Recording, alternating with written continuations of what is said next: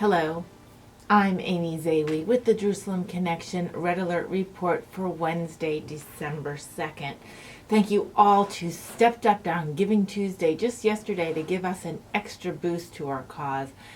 And if you missed it, you can still go to our website or any of our social media pages and click to help. This week I'd like to update you on a few goings-on that I'd like you to keep in your prayers and to take action where you're able. Holocaust denial is still alive and well within American pop culture in the face of undisputed evidences and eyewitness accounts to the history. Podcasts are still peddling lies, and it is our job to fight back. An American rapper has produced a podcast denying the scale of the Holocaust. Lord Jamar, age 52, former member of the hip-hop band Brand Nubian, is now a record producer and a podcaster, and in a podcast with Muslim Scientologist Rizza Islam, Lord Jamar claimed that a far smaller number of Jews died in the Nazi genocide than reported, and that the numbers have been exaggerated, and that, quote, there was no 6 million Jews living in Europe at the time.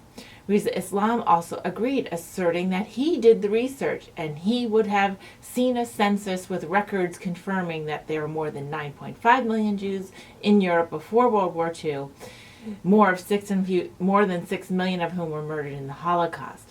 How many young people in North America or around the world are listening to these outright lies about history? And without schools teaching proper history at all, many young people are walking away with a minimized view of what really happened, as if perhaps only 3 million Jews or 300,000 Jews may have been a more acceptable number to live with.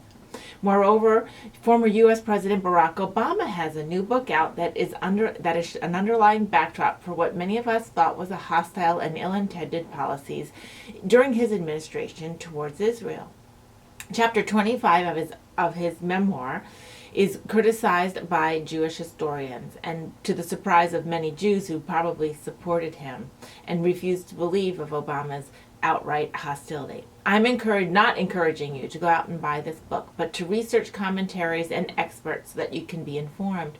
Dov Lippman, former Knesset member and contributor to JNS.org, writes about Obama's memoir called A Promised Land, noting that it is filled with historical inaccuracies in his telling of Israel's story.